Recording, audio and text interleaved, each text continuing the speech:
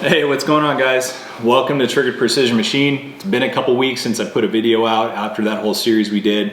I figured it's time to put a video out, and today we're gonna go over a couple builds that I had come through the shop recently, including this one in front of me. So as of recent, the most requested rifle build that I've had are these lightweight long-range hunting rifles. It's been hugely popular. So everyone wants a rifle that's capable of very good accuracy at long distances, that's packable and somewhat reasonably light. So I have two rifles. Both of them started off life as just your regular old 700s, and they've both been completely redone into what you see here. So there is nothing that is stock about these rifles at all. Everything from the trigger all the way to the end of the barrel is finely tuned for the best accuracy that you can hope for. So part of this is to overview these rifles and give you guys kind of an idea of what I'm building. Then it's also kind of just to show you some of the parts and some of the things that I offer when I build these rifles for you guys. So we'll start off with this one right here. This was a 300 PRC that I built for a customer. I sent it home without the scope and the rings and the Area 419 muzzle brake that you see there. The customer mounted all that stuff up, had a chance to go out and shoot it, had spectacular results with it, and he was nice enough to give it back to me for this video review. So what we're gonna do is I'll throw up some pictures of specific areas on the rifle build, and we'll kind of go over some of the features and some of the work that was done on this rifle right here. All right, this rifle started off life as a 300 Win Mag. This is a Remington 700 long action. It received the complete truing of all critical surfaces. So that includes the receiver face itself, the lugs that contact the bolt lugs, and then also the tenon threads. So all of that is cut to be square and concentric with the center line of the receiver. So when we mount our barrel up, everything's in line. That gives us the best chance of accuracy. I inletted the left side of the receiver for a Long Rifles Inc. external bolt stop, which is a very nice little product. And we have a hand fit PT&G bolt. So the way this works is I buy the bolt bodies without the bolt handles, and I set them up so they have proper primary extraction when the bolt handle is mounted. So that's sometimes a problem on these 700s. Oftentimes it is, actually. So in order to ensure that we have proper primary extraction when you lift the bolt, they have to be timed very, very carefully. So we do that. They're timed, they're TIG welded, and then they're later brazed to the bolt body, and the bolt is finished off with a PT&G aluminum bolt shroud and bolt knob. All right, moving forward, hanging down below the receiver, we have a Trigger Tech special trigger. It's been tuned to about 1.5 pounds per my trigger pull gauge. Very nice triggers. I can't say enough good things about Trigger Tech triggers. I absolutely love them. That's the only thing that I will install on the rifles that I build, and it's the only thing I carry here in the shop. They're fantastic, and they offer a model for pretty much every purpose out there. So moving to the front of the receiver, we have a Pacific Tool and Gauge Precision Ground 300 thousandths thick recoil lug. This recoil lug has been pinned to the front of the receiver, so we have no rotation issues when the barrel is being screwed on.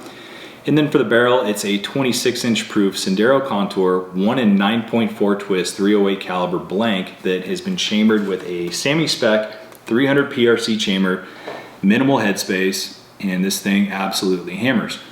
Towards the front of the barrel, I have a Area 419 brake adapter, and the customer installed an Area 419 Hellfire brake, which he claims is a very effective brake. I don't have much experience with them, but it looks very, very nice. Very nice self-timing brake. I like those. So moving to the top of the receiver, back the other direction, we have a Seekins aluminum 20 MOA rail that's been pinned to the top of the receiver. So one of the big issues with the Remington receivers are the scope rails that mount to the top of them are these little number 6 screws breaking off. So some people will re-drill and tap those holes to number 8 screws or number 10s. What I like to do is I keep the screws that it comes with, and I pin with 2 precision ground 1/8 inch hardened steel pins that are press fit into the receiver and the rail. It makes it essentially one solid piece. These things will not break now. It offers a lot of shear strength, so you're not gonna break your scope rail off if you're shooting this light rifle like this with a heavier scope. You have some forces there that counteract each other, and it can be bad if you don't have your scope rail pinned. So that's one thing that I like to do on every single Remington 700 that comes through the shop. Moving down to the stock, we have an AG composite adjustable armor stock. absolutely love these stocks. Fantastic quality, they feel solid. AG gets them to me on time and I just love them. There's nothing else to say. This one's finished up in a carbon steel camo. It has the extra grip texture, adjustable cheek piece, and it has AG Composites 4-inch Picatinny rail mounted up to the front for the bipod. And for the bipod, we're running a AccuShot Atlas Canton lock bipod. That's the cowl bipod, as some people like to call it. It looks like it has an ADM quick release lever on there to take the bipod on and off quickly.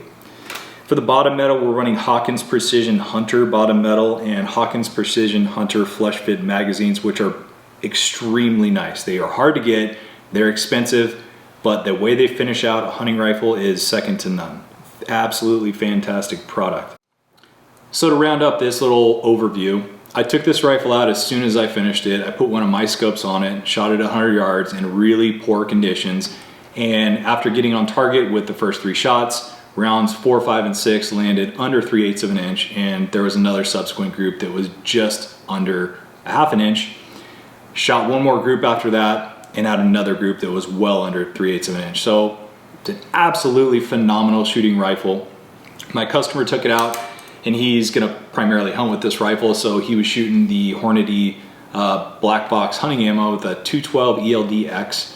His first shot was a little high. He said he wasn't used to that 1.5 pound trigger, so he yanked the first shot high and the next 4 rounds stacked into well under 1/2 of an inch. So I'll throw that picture up on the screen here in a second. But the rifle shoots, it turned out great. This is pretty average. That's very, very average accuracy for what I see out of every rifle that comes through here.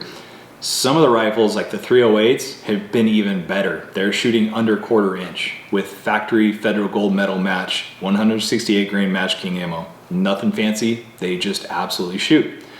So that's it for this rifle, you guys. I don't have the other rifle I'm going to review in hand, but I have plenty of pictures of it, so we'll throw those up on the screen in a second, and I'll give you guys some little guidance on how that rifle was built and the purpose and some of the parts we used on that build.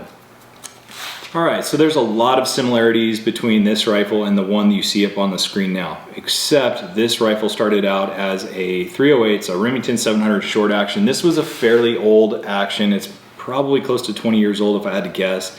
The tenon threads were rusted and corroded, and it needed a lot of love to get it to where it is today. So it went through the whole same process as the 300 PRC you saw earlier. So the tenon threads were recut, the receiver face was recut, the lugs were recut, everything was cut to be perfectly concentric and perpendicular to the center line of the receiver.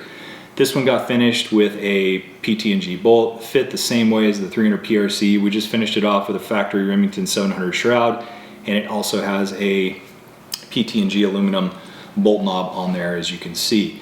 He had a Night Force rail, an older Night Force rail that I pinned to the top of that. That's a steel rail. And let me tell you, that thing is on there. It's not going anywhere. Like I said before, it essentially makes it a permanent part of your rifle. So it's a very, very nice option. Down below, he's also running a TriggerTech Special. This one's set at 1 pound since he wants to do a little target shooting with this thing first. And those TriggerTechs are nice because you can easily adjust them up in weight. It's just a simple Allen screw on the very bottom. It's accessible through the trigger guard, and it's nice audible and tactile clicks. And each one has some sort of specific weight that you gain by going clockwise, and you lose weight by going counterclockwise. So I love the Special for hunting rifles. It's got a great adjustment range. I think it's 1 pound to 3.5 pounds or something in that range, 1 pound to 2.5 pounds, but whatever it is, it's a good hunting trigger. If you don't like that light of a trigger, they also make other triggers that will go up a little heavier. So back to the rifle. We are running American Precision Arms bottom metal on it, so it runs AICS magazines. And APA makes some awesome products. I love their bottom metal. They have a very nice flush latch, the magazine release latch down there on the trigger guard. It won't snag on anything, and it does the job very nicely. So for the barrel on this rifle, this was a 20-inch Proof Research Sendero Contour carbon fiber barrel, 1 in 10 twist, chambered with a 308 match reamer. And that's a reamer that we've been using for a long time, and it gives awesome results with the 168 grain ammo and the 175 grain ammo for whatever reason. It's just a hammer. So I don't think I'll ever switch from that chamber reamer unless someone requests it, because it is absolutely effortless.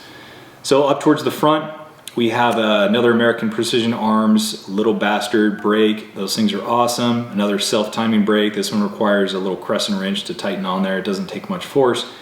And we're running another AG composite stock on this rifle. So this was an adjustable Alpine Hunter. Can't remember the camo finish. Maybe desert sand, I'm not sure looking at the picture. Very nice camo finish on that one, again with textured grips and a 4-inch Picatinny rail on the fore end and another Atlas Canton lock bipod.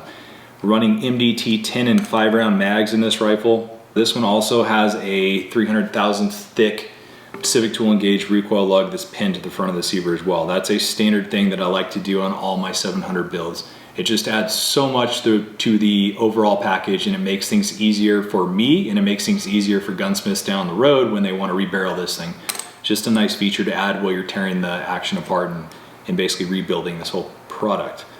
So they're all finished off with my engraving. I engraved the caliber or the cartridge on the left side of the barrel and the twist rate, and on the right side we have our nice Triggered Precision Machine shield logo there. So this rifle, I took it out and took a couple shots to get on target, and I shot 5 3-shot groups. Everything that I shot through this rifle was under 3/8 of an inch, and most of the groups were under 1/4 inch. So it was absolutely fantastic. I forget the aggregate average of all 15 shots, but it was something absolutely insane. And this is shooting factory 168 grain federal gold medal match, stuff that you can buy at your local stores. So my customer is going to hunt with this rifle in California, so it's going to be shooting copper ammo for the most part. I didn't have a chance to shoot any of that copper ammo through it, but I've had really good luck with the Barnes TTS X bullets, and I found that they shoot really well through this chamber as well. So that's it for today, guys. Hope you guys enjoyed that. Just a little something to kind of show you what I've been up to here in the shop and what kind of products I'm providing for people. So like I said, these lightweight hunting rifles have been incredibly popular. I've already had requests for several more 6.5 PRCs, 27 Nosler, cartridge I've never even seen before, 7 PRCs, 300 PRCs, everything. Everyone has their own flavor of cartridge that they want, but it's all the same product. They want this lightweight hunting rifle. And one thing I forgot to mention, this rifle right here, without the scope on it, without the bipod, it weighed 8 pounds even.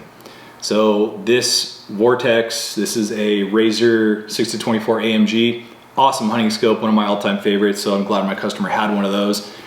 This is around a 26-ounce scope, I believe. I'm not sure what the Area 419 rings he is using weigh, and the muzzle brake adds a little weight as well as the bipod, but I wouldn't imagine that this rifle is much over 10 pounds. So doing the math in my head, should be right around 10 pounds or so. But very, very packable rifle, and this thing's capable of easily shooting steel targets out to a mile or more with the 300 PRC and the right bullet. For hunting, my customer plans to keep it under 1,000 yards. He's a very, very seasoned shooter, very, very seasoned hunter, and he's very capable of taking those shots, so this is the perfect tool for him. For the 308, that one ended up a little bit lighter. So that rifle was just under 7 pounds, or right at 7 pounds, with no scope mounted, with a magazine inserted and no bipod. So that rifle is also going to get a very light scope. I think he's going to go with the Leupold Mark V, which is an awesome choice for a hunting scope. They're light, great glass, good quality, reliability, and that rifle will probably finish out right at 9 pounds. So again, these aren't your ultra light, 5 to 6 pound rifles. I have one of those in the works right now that's going to be interesting build because I've not built a rifle that light yet. So it's interesting to see it'll be interesting to see how that turns out. But for the purpose that my customers are using these rifles for, this weight is perfect. This rifle is not heavy by any means. It balances out nicely, and it's a great package. And the customers can have confidence that they can hit their animal as long as they provide the correct input to the scope turrets and have the right ammo and the right ability to make the shot. One thing that I bypassed on both of these rifles that's, in my opinion, critical to a custom build like this is bedding. So the AG composite stocks come from AG composite with aluminum pillars, and the way AG does it is very nice. The pillars where they meet the receiver, so the Remington 700s are a cylinder, so it's essentially a big metal tube. So some people will use flat pillars that go up, and you basically have a little sliver of that flat pillar that contacts the radius on the receiver. So AG actually mills a radius into their pillars, and it's aligned with the stock. So you get almost full contact with the receiver on the pillars, which is awesome, and it makes the bedding job that much easier. And then I go through after that and I bed all the critical areas in the stock from stem to stern. So everything from where the recoil lug contacts the little shelf there in the front of the stock all the way to the back tang of the receiver. It's all bedded, has 100% contact with the stock, and the fit is absolutely insane. I love bedded rifles. I'm a huge proponent of this setup right here with a bedded stock, and maybe I'm old school, but I truly feel that this is the way to get the best accuracy. The chassis rifles have their place in the competition world, and that's what I run. But if I were building a personal rifle for myself, like you guys have seen some of my rifles that I've shown on previous YouTube videos, I prefer carbon fiber stocks like the Manners or the AG Composite or Macmillan, and I prefer to have them bedded. That's just what I like. It gives the rifle a different feel when you shoot it. It has a very dead feel. There's no vibrations, there's no harmonics, there's nothing, but they just shoot like that. So I don't know what else to say about it. Maybe you guys have had similar experiences with bedded rifles and composite and wood stocks, but I really like the way they shoot, and I notice a difference. If you shoot this back to back with the chassis rifle, you will absolutely notice a difference. The chassis rifle will feel like a tuning fork compared to this. So that's it for today, guys. Hope you enjoyed that. Just gives you a little bit of an idea of what we're building here. In case you want something like this, get on the horn, shoot me an email, give me a call, whatever. All my info is on the website, www.triggeredprecision.com. Shoot me an email, get in contact. I'll get you a free estimate and we'll get it started. A rifle like this takes me less than a week to build once I have the components, and that's how I've been doing it. So most of the stuff, the barreling jobs, the chambering jobs, stuff that's very simple, I get that out in 2 or 3 days. Pretty quick. So if you guys need something, let me know. Until next time, you guys stay cool out there. So we'll have the first week of August coming up, so I'm hoping that this heat wave we have up here in northern Idaho breaks, but we're having fun in the summertime. So you guys stay safe. We'll see you next time.